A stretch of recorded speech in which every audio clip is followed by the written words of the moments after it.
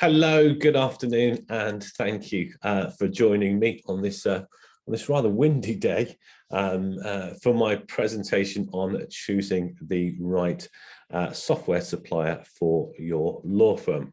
My name is Josh Dallywell, and I'm your host today, and I work at Insight Legal. You'll see my contact details on the screen in front of you, and so if anyone has any questions, and you're watching this as a recording, please feel free to drop me an email or give me a call with those questions. I also have my colleague Gail, who will be monitoring the chat and QA boxes on Zoom for any of your questions during this session. Okay. This webinar is being recorded, so we will be making a copy available to everyone who's registered, and that will go out via email, and you'll get a link to that sent out by my colleague Gail. Okay, I think it's either likely to be kind of late today or tomorrow that email goes out to everyone. I should also mention that the questions submitted through Zoom are only seen by Gail and myself, so please feel free to ask in confidence, and any that we don't manage to address during this live call, we will pick up afterwards and ensure that we reply to everyone. Okay, now I guess let's kind of kick off with a little bit about kind of Insight Legal. Insight Legal is a legal software company, and we typically work with practice managers, finance managers, and senior partners in law firms, really kind of anywhere from sole practitioners, I should say, up to kind of businesses of about 150 people. Although I should probably mention, I think our largest client now, in kind of recent weeks, has kind of, I think reached up to about just over 200 users. Okay. Now, when firms are looking to change their software supplier, it can be for a number of different reasons. Okay, and I guess kind of some of the reasons that firms talk about are they're either kind of annoyed with the lack of support they receive from their existing supplier, and that's causing them some kind of financial loss due to no access to their time-critical files. They feel powerless at being held hostage to sometimes unfair, unexpected, and unbudgeted price increases, or being tied to unnecessary multi-year contracts. You're afraid of being non-compliant due to, kind of being forced to use software that's either unsuited, or you're running multiple systems to essentially kind of run one function. Okay. If anyone on this call here today is currently actively looking to change their software supplier, then yeah, please do kind of drop us a note on, I guess you probably should kind of be familiarizing yourself with some of the, features on the Zoom toolbar here. Okay. Now, at Insight Legal, we talk to hundreds of law firms every year. And as I just kind of briefly mentioned there, their reasons for wanting to change their software supplier tend to fall into one of a few categories. And that might be that, I don't get the support I need from my current supplier. And I think this is probably the number one issue. It could be because you have an outstanding technical or other problem, which is either resulting in downtime, or you have an issue with how your accounts are balancing, and your requests for your requests for support are falling on deaf ears, or your attempts to deal with support are being hindered by your inability to actually get to talk to someone and explain what your problem is. And I suppose it's a fairly recent thing that many software companies think that because they're selling a digital product, that the customer needs some kind of digital touch, which essentially means that you get referred onto a page on the firm's website where they might have an online FAQ or a web chat or a message board. In a lot of cases, anything to try and avoid talking to a real person. Okay. The second one, and again, something we hear very regularly, is unfair price increases. And the law firm has been sent a bill for the renewal of their contract, and it's way beyond what they may have expected or been promised in terms of increases, or you're in a contract and you didn't realize that support wasn't included, or everything else other than the base product is an additional cost. Okay, sometimes you're being asked to commit to a 3, 4, or even 5-year contract which you're not comfortable with, especially if your experience from the previous year or previous years has been far from ideal. Again, I just kind of touched on this very briefly. You're running multiple systems, which means there's duplication of data input. Your case management doesn't talk to your billing. Your client and office accounts and ledgers are on separate pieces of software. Not only are you having to pay separate subscriptions to each, but it's 2 separate systems to update, to learn, and any efficiencies you were looking for have disappeared because of the dual effort and the dual expense. And finally, you're not compliant. It's amazing how the threat of getting a visit from the SRA means that, because your accounts are not compliant, becomes a motivator for change. You haven't submitted a VAT return for 3 quarters, or no one knows when you onboarded a client successfully, and there's no audit trail of checks either having been completed, or you don't know where your client data is being stored, either because your account manager is deliberately being vague or just doesn't know. We hear from clients who, firms who still use things like Google Drive for storing client documents. Do you even know where those documents are being stored? It could be somewhere in the desert in Nevada. It could be in China. It could be in Chile. Okay, and again, none of those is which is in the UK. Okay, which is where your documents need to be in order to ensure compliance. And if you are unhappy, I think one of the first questions to ask is, does your current software supplier know you're unhappy? And really, I guess there's kind of 3 scenarios here. Yes, you've told them you're unhappy, and what you're asking for is beyond the scope of their ability to do anything about. Okay. Number 2, yes, you've told them, and it's fallen on deaf ears. And I always kind of use the example: if you're ever unhappy with Sky, have you ever managed to get through and speak to somebody to tell them you want to cancel your contract? And number 3, they don't know because you haven't told them. Okay. And I found this kind of rather amusing quote on a website for people coming to Britain for the first time, and how to fit in. And I guess, and I think it goes on to add that you'll find Brits are very polite even when they are actually complaining. And I guess this is kind of sometimes the very first hurdle of dealing with your existing software supplier and any issues you might have is, do they actually even know that you have a problem? Okay, so what do firms typically do when you're looking for a new supplier? I guess there's a number of different things. The first of these is you might go onto Google, and I know what a lot of firms will do is you'll kind of reach out to 4 or 5 different companies, and whose results appear on the first page of Google for case management or legal accounts, and you'll kind of arrange kind of demos with them. Secondly, you might ask around your friends in the industry and see what they use. Have they got any recommendations?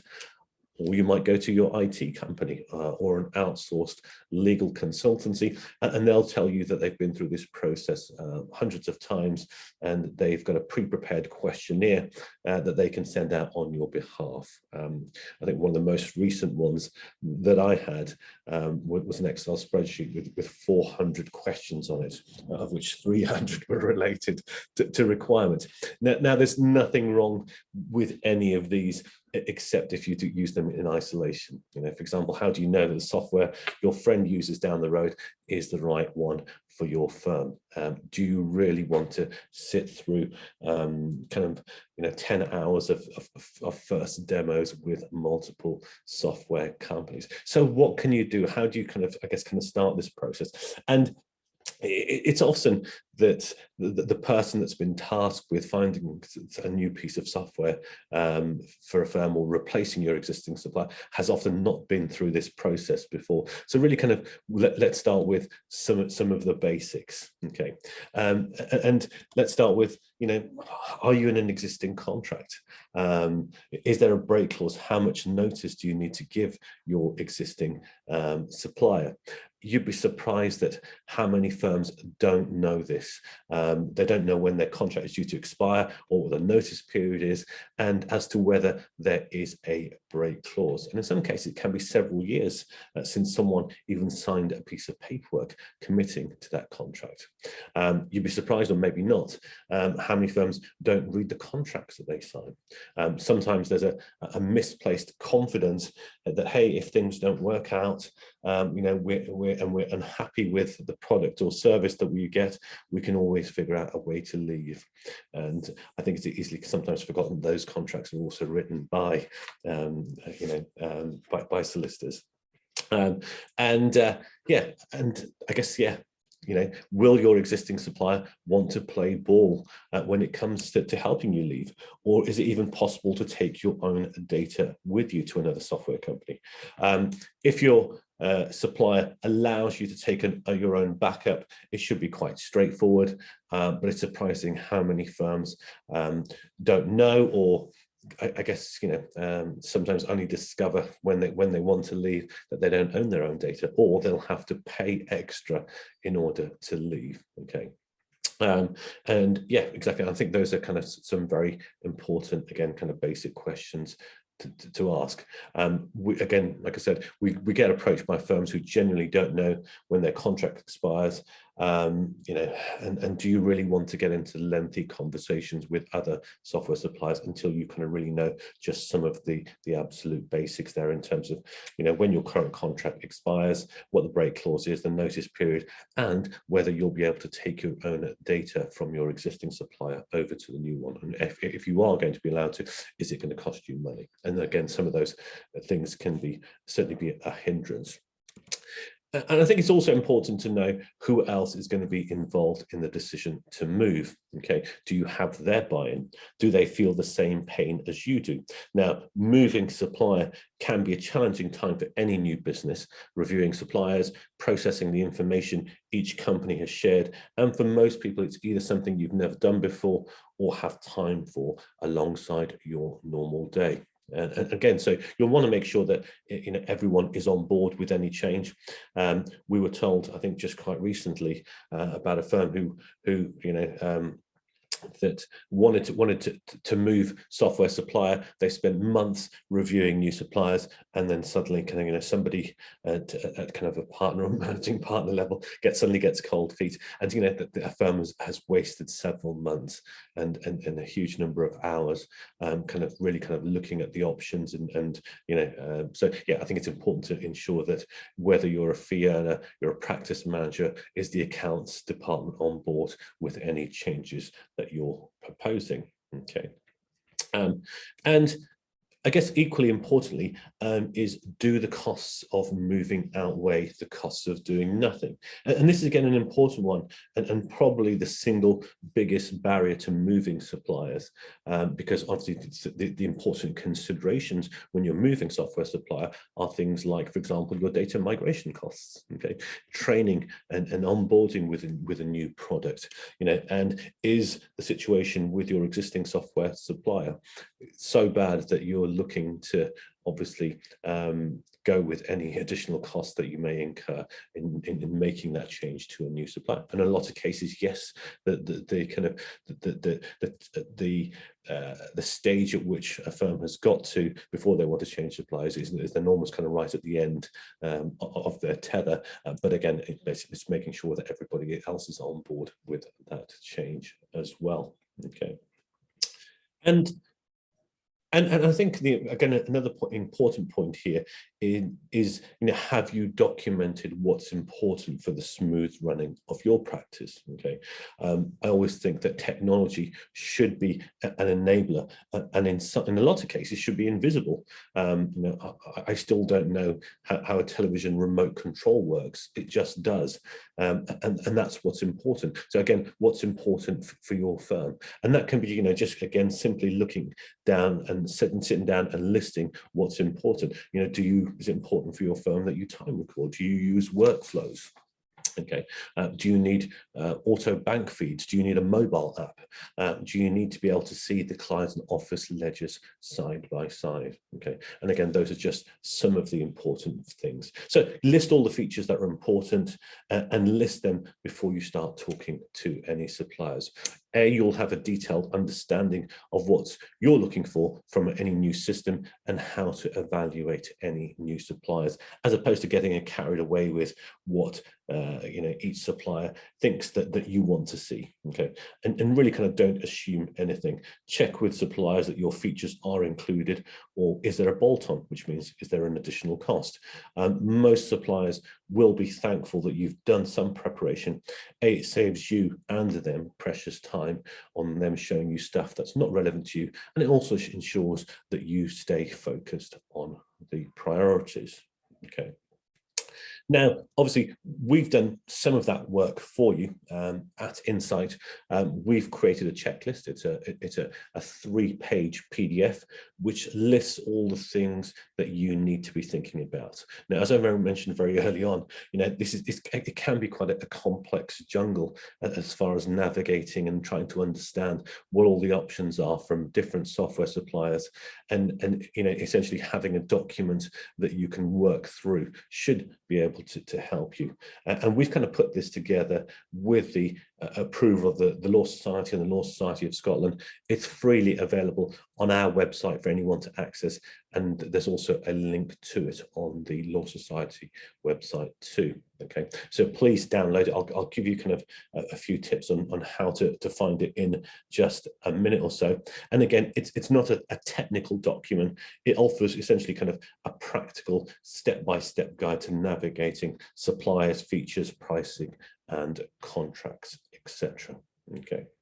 I'm actually pretty sure that when, for all of you that are watching this and actually registered for the actual webinar, when my colleague Gail and her team send out the link to the video recording of today's webinar, there'll probably be a link to that checklist on that page. Again, you can equally contact me for a copy of it directly. Okay.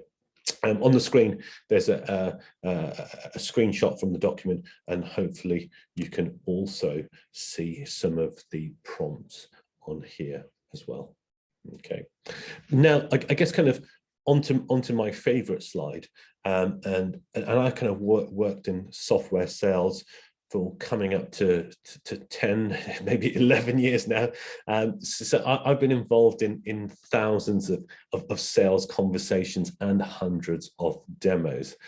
So if you were thinking about taking kind of notes on anything during this presentation, this is the bit that I would say that you want to highlight, because these are often the neglected questions people forget or fail to ask, or make assumptions about, which they may later kind of regret.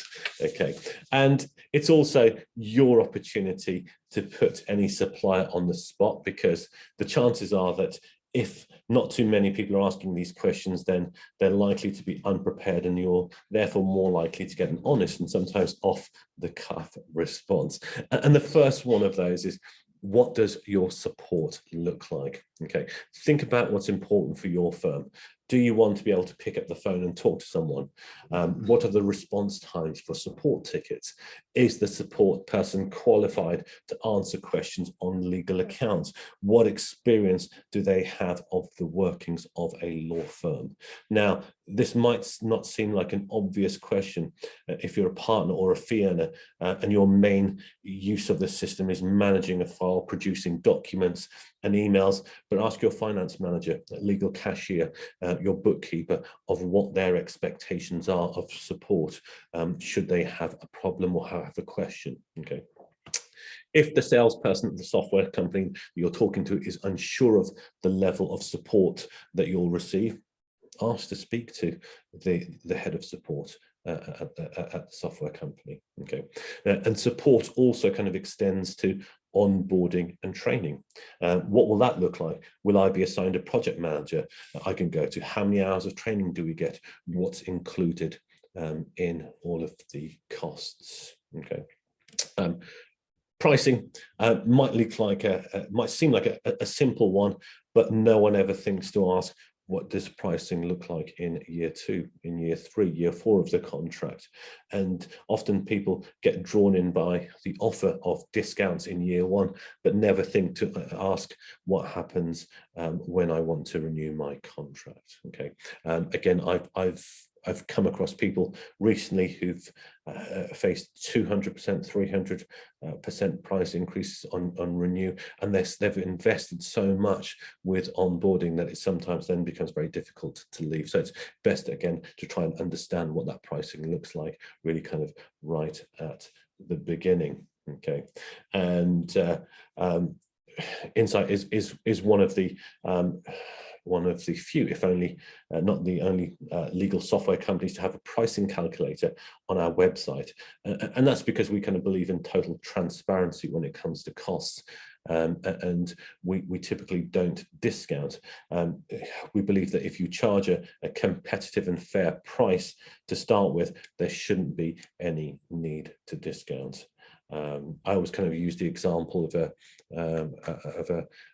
a company I went to buy some carpets, and when their quote came back massively inflated, and I went to one of their competitors, I got a call from the salesperson at the company who said, why didn't you contact me if we, and I might have sort of shorted you out at discount. Well, why don't you just give me the fair price to start with and save me? Let's save that conversation. Okay, and I guess the third one is, what happens if you want to leave?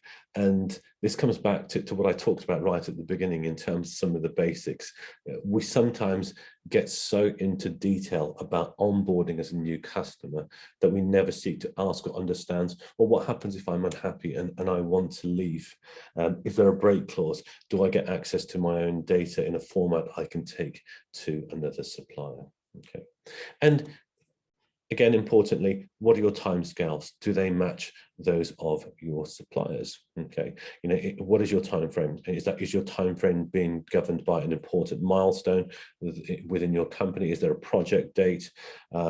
Is there an expiry date for your existing supplier? Have you allowed enough time to onboard with a new customer, sorry, with a new supplier, etc. Okay, and really kind of based on the size of your firm, we normally expect firms to engage with us kind of between, and you get, I guess, anywhere between kind of 3 to 6 or 6 to 12 months before their existing contract expires. Okay, and believe me, when I say I've heard from firms who get into a panic because 3 months before their current contract supply ends or is due to expire,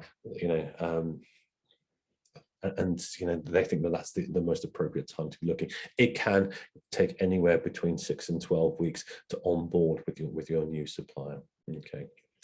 I was going to say, to get a copy of the software supplier checklist, yeah, you can opt to simply Google Insight Legal Checklist. And if you navigate past the Google ads that appear at the top of the page, you'll see the link that you see on the screen in front of you. Like I said, the chances are that you will actually also get a link to that when you get the recording from us as well. I'm going to have a quick look just to see, I guess, if we have any questions that have come through. So just give me a second.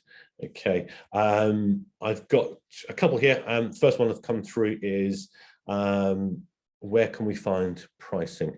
Yeah, so there is a link on the Insight Legal homepage to our pricing calculator. It'll ask you a simple set of questions. It'll talk about, it'll ask you kind of whether you're migrating from another software supplier. There's also like an extensive checklist of software suppliers there. And if you select the one that you're currently using, they'll give you a cost for the data migration. You simply put in the number of users you have, and you've got multiple options in terms of whether you want to pay monthly or have a rolling monthly contract or an annual contract. And also it will give you an estimate of some of the training costs there as well. Okay. I've got another question here, which is asking, what if I'm in a contract already? How much notice period? Yeah, I kind of touched upon that. So I'm guessing this is probably one of the questions that was asked earlier on, but hopefully I've been able to answer that one. But again, can really kind of based on the size of your firm, I think, and I guess the length of your contract with your existing supplier, we typically find it's useful for, you know, kind of a small to medium-sized firm to be looking at least kind of 3 or 4 months before their contract is due to expire. For larger firms, and we're talking of those kind of anywhere between say 50 or to 100 plus users, you really want to start that process a good kind of almost 6 to 9 months before your existing contract expires, because we would assume at that stage you're in a multi-year contract with any supplier. Okay. I'm conscious that we've got a couple of minutes left. I guess if this was your first time joining Insight for one of our webinars, there is a page on our website where you can access recordings of our previous sessions. And so if you head over to insightlegal.co.uk and click on the news tab on our homepage, you'll see a list of not only of this webinar, and this is where the recording for this one will be posted, but also our previous webinars as well. And this is also where you'll see our upcoming events and webinars. I think our next webinar is probably most likely to be talking about our client portal as well. Okay, fantastic. Listen, I want to say thank you to everyone who's taken the time to join me this afternoon, and I hope you have a wonderful rest of your day.